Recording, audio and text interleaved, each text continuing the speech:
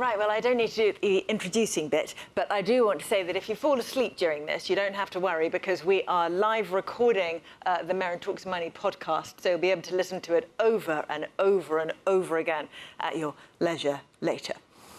Right, we're going to start. We've only got 25 minutes, so we're going to dive right in. Sebastian, thank you for being on my live recording of my podcast. Pleasure, Merryn. We're going to start with something that I read in one of your newsletters, OK? Markets are never constant. They change and evolve like the weather. Trends can sustain for months and years, perhaps even a decade, but not forever. Now, we're in the middle, I think you would agree, of a massive regime change for markets, from a world of low interest rates, low inflation, globalization, peace, low labor costs, cheap energy, all these wonderful things, to a period when all that has changed. Is that fair? Is that how you're looking at it? It's very fair, and it means that it's going to make investing a lot tougher over the next 3 or 4 years, maybe the next decade, than it has been for the last decade. The last decade, you almost needed to just do very little, buy and hold growth stocks. They were re-rated over a long period of time. There are very good companies in the UK and the US where you've seen steady growth, not spectacular growth, not like the tech companies that we were hearing about earlier, but just good, solid engineers, businesses that are growing 5, 10, 15% per annum. And they've been re-rated. They were re-rated hugely over the last decade. They went from 15 times earnings to 30 times earnings before COVID, even before COVID. We had the COVID blowout. They went to 50 times earnings. They're back now at about 30 times earnings.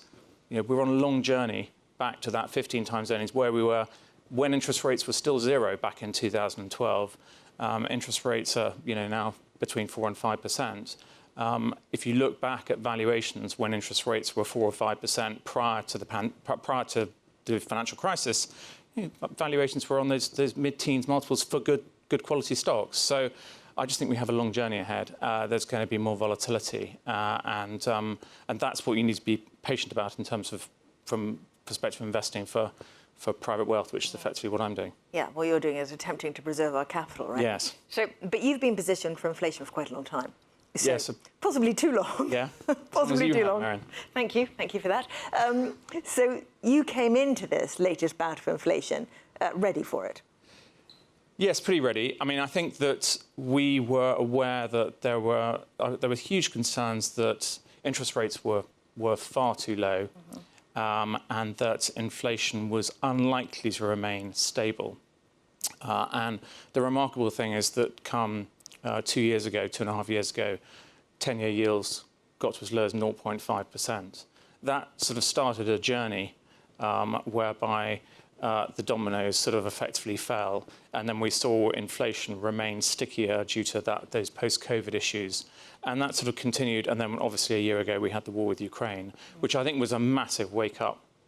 Anybody who thought that inflation was going to be transitory, anybody thought that inflation was going to return to 2%, which markets were forecasting at that particular point in time, I think that was when everyone realised that interest rates needed to go up quickly, and inflation was likely to be around. And here we are, a year later, UK inflation at 10.4%. It's not going away. But there are still people who think it is going away. There are still people who believe that once the impulse of higher energy prices and the supply problems of COVID disappear, we will go back to 2-3% inflation, interest rates will fall, and the old normal, or what we perceive as the old normal, will return, and then the panel before us will be happy because technology stocks will soar again, the everything bubble will return. Yeah. I don't want to say it's Panglossian, but that's very optimistic. Of course, it's possible, but I think it's unlikely for all of the reasons that you gave in the original question. You've got deglobalization happening. You've got the power of labour, which is higher than it's been for many years, if not decades. And I think one of the things that I've always said about the expectation for higher inflation is wages. And it's always wages that you've got to look at ultimately. There's noise of commodity prices, there's the noise of the oil price, there's the noise of food prices. But ultimately, the thing that sustains inflation over longer periods of time is wages. And we have actually been seeing wages rising materially. We've seen, obviously, strikes in the UK, but generally wage pressure. As services have come back, post the pandemic, particularly last year, we've seen a material amount of wage pressure. Now, maybe that won't be sustained. But we can track it, can't we, by watching union membership? And one of the most interesting dynamics of the whole thing, I remember being told a couple of years ago that wage inflation could not be sustained because the unions weren't powerful enough. And thinking, you've got that the wrong way around. Union power follows inflation. Inflation doesn't follow union power. And we can see union membership rising and rising and rising, which may not be a bad thing, by the way. No, not at all. But I think wages are key. Capital's had it, had a fantastic time for the last 2 decades, 3 decades, you could say. It's Labour's turn, and Labour is having its turn, certainly at the moment. We'll have to see how that lasts. But if that continues, then I would be more cautious about the view that you gave earlier about, rates coming back down, inflation coming back down to normal. I think we're just in a world where things will be more volatile. Inflation will be more volatile. Inflation will come down. There's something called the base effect. Rishi Sunak knows about the base effect. He's not stupid. So that's why he's forecast inflation is likely to halve this year. Maybe it will, maybe it won't. I don't think he's forecasting. He was saying that he would bring it down. Yes. Yes. So single-handedly. But there is a base effect. And so unless something dramatic happens from a geopolitical perspective and the oil price doesn't go up to $150 or something, then inflation is likely to be falling this year. The question isn't whether it falls. The question is where it stops, and ultimately whether there's a sort of second wave out next year and the year beyond. And that will be the surprise to the investors who are saying things are going to come back down to where they were pre-COVID. Yeah, so it feels like an environment where you would expect volatility at best. Yeah. Yeah. OK, so rates rising. Yeah. Rates are not going to come back down to zero. This isn't going to happen. And in an environment where rates have basically been falling for a couple of decades plus, and then they start 4 decades, and they start to rise, things start to break. Yeah. Right? And we're beginning to see things break in the world of investment trusts. We're beginning to see some problems related to rising interest rates. We're seeing various bank problems, etc. What's going to break next? Where do you see the breaks coming? I asked a colleague about this earlier. The usual suspects are European banks. They're usually, obviously we've had Credit Suisse, but I suspect it will continue to be within the banking sector, or within sort of shadow banking type companies, perhaps that we've never heard of, like Greensill. Yeah. But those sort of issues will I suspect, these dominoes will continue to fall. One of the things that I think there are parallels with what we're seeing at the moment from a stock market point of view with 2000 to 2003 and 2007 to 2009. So the financial crisis and the dot-com bubble busting. Both of those times, the S&P fell about 50%. And there, people say, well, is this a great financial crisis? No, it's not. The banking system is a lot better capitalised, particularly the larger banks are much better capitalised than they were when Lehman went bust. So there are differences, but there are similarities. And we've seen, a tech bust, effectively. And we've seen issues in the banking sector. And this time, they're related, whereas in 2000, the banking sector was fine. In 2000 and 2009, the tech sector was actually not too bad. Now we've actually effectively got them converging. So I think we need to think about the merging of those two bear markets and think that's probably what we're facing this time around. Something significantly worse than we've seen. Well, not necessarily worse, but probably, I think you need to be open-minded about how it's going to play out. But I think when we say be open-minded, it means we don't know how it's going to play out. Yes. No, we don't know how it's going to play out. We don't have any clues. But I suspect that there will be more accidents ahead because interest rates are still being tightened. The ECB raised rates by 50 basis points last week in the face of SVB. So clearly, the focus of central bankers is still on inflation, as it should be, looking at the UK today. OK. All right. One of the things that might break, of course, would be the UK housing market. Your favourite topic. My favourite. We've been talking about that for a long time. About one day when rates rise enough, yeah, that will break. Yeah. Well, there is, talking about domino effects, there is the effect, which I know you've spoken about on your podcast, I think last week, about fixed rate mortgages and the fact that these fixed rate mortgages are coming off gradually. We're not having the immediate impact of the 1990s downturn where interest rates went up from 7.5% to 15% within a space of a couple of years, and it was immediately very painful for people with mortgages. This time around, there's a slower effect of those interest rates effectively coming off, the 2-year rates falling off, and people obviously stepping up and having to take a 4% rate, for example, rather than a 2% rate. Yeah. So I think your UK property bear market, long loved, may take a little bit longer to come through. It'll be slow. But I certainly think that, I mean, looking at the house builders, the share prices of house builders, which halved last year, that's telling you that you're looking at a pretty hard land. It's one of the reasons why we don't invest in house builders. That sort of thing can happen, and it can happen very quickly, and perhaps when you least expect it. So we will see on the UK house building front. Okay. After my prognostications in the past, I'm going to stay firm on that one. And we don't invest there. So we don't invest in banks. We don't invest in house builders. So it's not actually something which will affect our portfolios particularly. Okay. Well, let's talk about then where we can hide. Because in almost every other crisis in my career, anyway, there has been somewhere obvious, well, not necessarily immediately obvious, but somewhere you can hide, some area that's cheap, something that hasn't been caught up in the previous mania. And this time around, it's quite hard to see that thing. It is incredibly hard to see that. And we have been talking about this in our investment reports for a number of years, in that we realised that when the debt bubble, when the bond bubble burst, the equity bubble will burst at the same time. And so, whereas in 2008 you could hide in fixed income, get out of the equity market, move into fixed income, move into dollars, you're fine. You were fine. In fact, you could actually make money in 2008 within that environment. In 2001, 2002, 2003, which when I started the Treasury Fund, when I started Troy, then there were some UK value stocks which were well capitalised, things like pub companies, well capitalised, generally good cash flows, good dividends.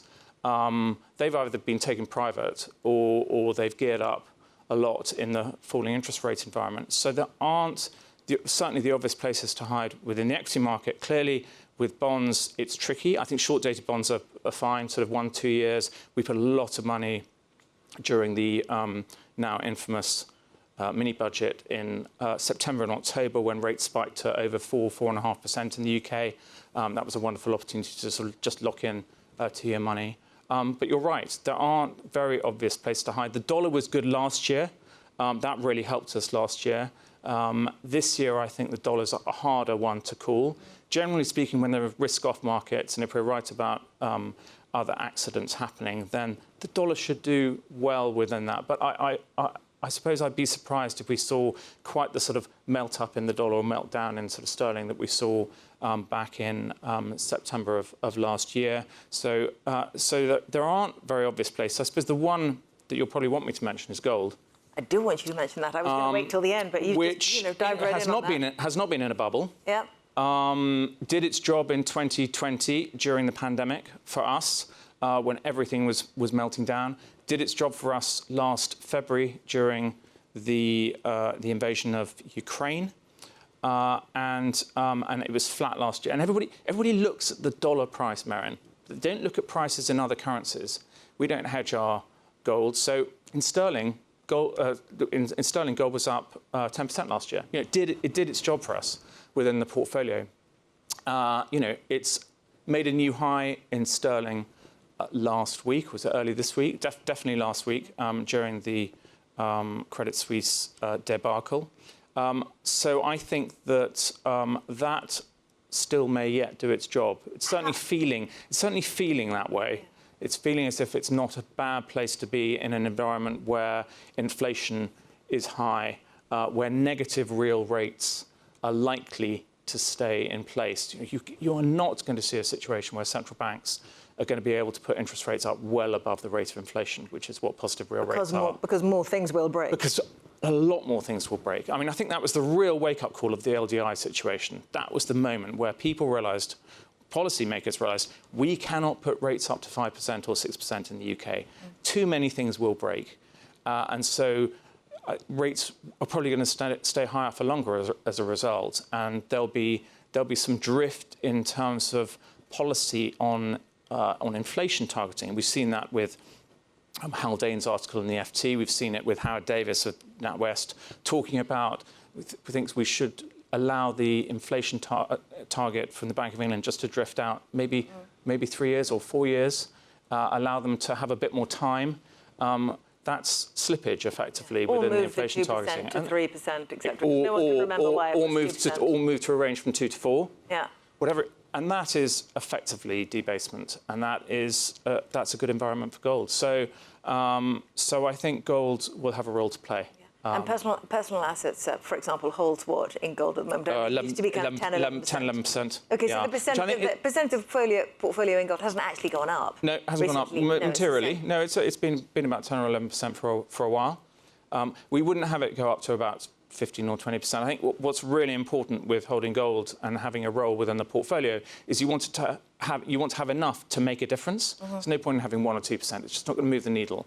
But you also don't want to have too much where the tail wags the dog. Effectively, it's affecting the NAV too much. You don't want to place your full bet there. But I think it has a role to play in terms of its defensibility, and you've seen it time and time again. Now three episodes in the last 3 years where it's kicked in, and it's actually kicked in very nicely at a time when things have been pretty febrile, and there were a lot of losses out there for elsewhere within portfolios and other portfolios. Yeah. And how do you hold the gold? This gold equity is to a degree, in personal assets, we hold it through an allocated account at JP Morgan, just like a bank account.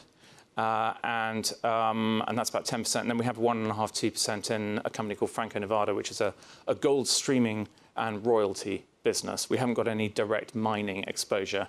I'm scarred from my previous gold mining investment experiences. The scars are on my back.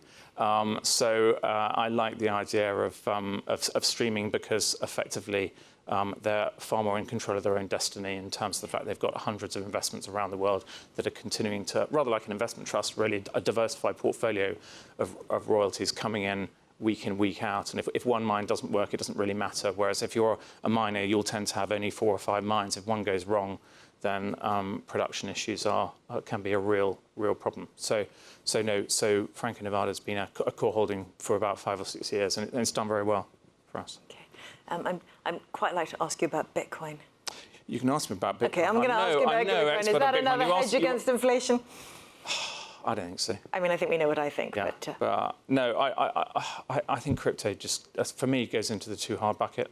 I think it's been found out a little bit. I was very interested to hear Niall Ferguson's comment about his view on crypto and the fact that crypto had been sort of effectively corrupted. Yes. We've never held it. I've never held it. I think gold has actually proven itself over the last year or 2 or 3 during a period where Bitcoin's been very highly volatile. And I think that sort of volatility is the definition of, people don't know how to value something. And it's about the most volatile thing that you can own. So clearly people don't really know how to value it. This conversation, by the way, everybody, was in my last podcast with Niall Ferguson. We discussed this. Yeah. Okay, but let's move on from that. I'm interested in you saying that when I was talking about there being somewhere to hide, somewhere that wasn't caught up in the everything bubble, and you said no, previous times there have been good value stocks in the UK. A lot of my podcast guests say exactly that now. There is a place to hide, and it is the UK, which is cheap on any measure you could look at, and the value ratio between the UK and the US, for example, is that it's one of the widest it's ever been. And not only that, but these are good, high-quality companies operating internationally with good, high dividend yields. And I think you and I both agree that a good dividend yield is one of the greatest hedges you can get against inflation. So why on earth would an investor like you not be pouring into the UK market? We're definitely looking at the UK market. In fact, I went to visit the headquarters of a UK company in Slough this morning. So we're definitely looking at UK companies. I would say, Merryn, I'd say you're half right in that I'm not quite... I think you're comparing chalk and cheese a little bit in terms of comparing the US with the UK. If you scrape below the surface a little bit, the businesses within the UK, if you look at the FTSE, there are a large number of very large cap companies that are highly cyclical. We've got a very large percentage in oils. We've got mining. We've got utilities, large telcos exposure in Vodafone, BT. You've got a very large exposure to banks. You've got house builders. It is not like the US. And yes, there is a valuation differential, and I think there are some things to blame for that in terms of Brexit and other issues that you've discussed in the past. And definitely, investors, particularly in the UK, have been selling down in the UK. We can see that with the flows in unit trusts over the last 5 or 6 years. Wealth managers have been reducing their exposure to the UK stock market. One I happen to know is reduced from 30% of their portfolio down to about 3% of their portfolio, specifically in UK stocks. So you might say, well, there's nobody left to sell. That is exactly what I was going to say. That if all the big domestic pension funds and all the big balance funds have shifted, which they have now, shifted their holding in UK equities down from 30, 40, in some cases 50%, to a maximum, in most cases, of 3 or 4%, they're done with the selling. It's over. Yeah. So that may mark a bottom for the UK. My one reservation is that all of those sectors that I mentioned, probably with the exception of sort of pharmaceuticals, a lot of those sectors are very cyclical. They did really well last year because we were in a cyclical upturn. If I'm right, and I suspect we're going into a hard landing, a more traditional hard landing than the ones we've had in the past as well. So by that I mean more traditional than the COVID recession, more traditional than perhaps the financial crisis recession, more like the recessions we used to have in the sort of early 90s that are sort of slightly more prolonged, central banks trying to tighten to get inflation down, slightly old school. Then those cyclical companies, like the miners, like the oils, like the banks, probably going to struggle. So they're going to really struggle with earnings, I suspect. So you may be right, but not yet. The other thing is looking at the kinds of companies... Often right, but not yet. That's kind of standard. Yeah. But I think that in terms of some companies that I mean, my largest holding is Unilever. Yeah. Unilever is definitely on a discount to the likes of Procter & Gamble, Nestlé, its peers, which we also hold, but not to the same extent. I think there is a little bit of a gap. It's not massive, but I think there is a little bit of a gap between those better quality blue chips within the UK and their international peers. I think that is a gap that has to narrow, and where we have been adding there. So I think that's my half-right bit. There is a reason why lots of companies are thinking about moving their headquarters to America, and we know exactly why it is, just so they can get a higher share price, right? Yeah, absolutely. I interrupted you. Sorry. No. I mean, I do think that the UK market has got a problem. I mean, they couldn't get Arm back. They've lost some great companies over the years, like Cadbury's, which we were a holder of. You know, there was no replacement for Cadbury's. It's now gone to Mondelez in the US. So I think that the sad thing is we have lost some great companies in the UK, and they haven't been replaced. And that is something which has been discussed ad nauseam for the last 5 or 6 years. And I'm sure you've written about it in your articles, but. There doesn't seem to be a resolution to that. And the concern is that where we've got things like good companies like Ferguson, used to be called Wolseley in the UK, a large FTSE 100 company moving to the US. So I think that there is, I mean, it's not an easy decision. I saw that BAT was suggested by one of the shareholders that the BAT should do the same. It's got a very big US business. It hasn't got a UK business. Yeah. So there is some logic to BAT moving to the US, and tobacco companies have slightly higher ratings in the US than they do in the UK. So we'll see whether they do. It's not an easy thing to do. It's not actually an easy thing just to get I worked at a company where they were getting a NASDAQ listing. They had a UK listing, but they wanted a NASDAQ listing for exactly the reason that you said. And I remember it was bureaucratically really tough. So you've got to be absolutely sure you're making the right decision. You've got to really think your share price is going to double. Yeah. Yeah. Let's talk briefly, we haven't got much time left, sorry, about the rest of the portfolio. How much of it is in equities at the moment? Low 20%. So it's basically the lowest it's been for about 15 years. Okay. Even lower than it was in the financial crisis. Partly coming back to the point that you said that there aren't obvious places to hide within this equity market. If there were, then we'd have a higher proportion in equities. But for exactly that reason, we're worried about that continued, not only multiple contraction this year, but also the fact that there's more earnings risk. And interest rate costs keep going up for companies. Companies have taken on, frankly, public companies have taken on too much debt. Debt levels have pretty much doubled over the last year in a lot of companies we've seen. Companies that were comfortable with 1 times net debt to EBITDA are suddenly comfortable with 2. Companies that were comfortable with 2 are comfortable with 4. And increased tax and increased interest costs mean that the earnings, the top line might be fine, but actually the bottom line, the earnings are not going to be as good. So that's why because of those lack of places to hide, that's why we're very conservatively positioned at the moment, with the idea that probably within a year's time we'll be much more, hopefully, positively positioned. We're right. Jose, we have only got a few seconds left, so let me challenge you before we end. Give me one piece of good news. I think that sometime in the next 18 months is going to be a very good time to buy the equity market. You've just got to be patient. How will we know? How will we know? I think just keep an eye on valuations. I think valuations are going to... That's what I look at. I look at things like the CAPE. I look at things like the Q ratio. I look at the bottom-up stock picking, our bottom-up stock picking our stocks, and look at their valuations on a day-by-day basis. And that's what informs me as to whether I'm going to make those longer-term returns. So it'll be valuations which are the key. All right, I'm going to call you every week for the next 18 months until you tell me it's time. OK. All right. Sebastian, thank you very much. Pleasure. I look forward to it.